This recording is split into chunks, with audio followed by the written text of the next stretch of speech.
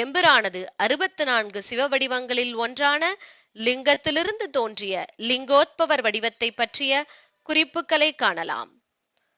ஓர் யுகத்தில் நான்முகனுக்கும் பரந்தாமனுக்கும் தன்னுள் யார் பெரியவர் என்ற ஆணவம் எழுந்தது.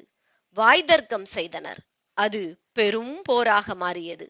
பல ஆயிரக்கணக்கான ஆண்டுகள் இருவரும் போர் புரிந்தனர். அப்பொழுது அங்கே ஜோதி பிழம்பு தோன்றியது. அதிலிருந்து அசரீரியாய் இஜ்ஜோதி பிழம்பின் அடியையும் முடியையும் யார் காண்கிறார்களோ அவர்தான் பெரியவர் என்று குரல் எழுந்தது. அதன்படி பிரம்மனோ அன்னப்பறவையாக வடிவமெடுத்து முடியை தேடி சென்றார்.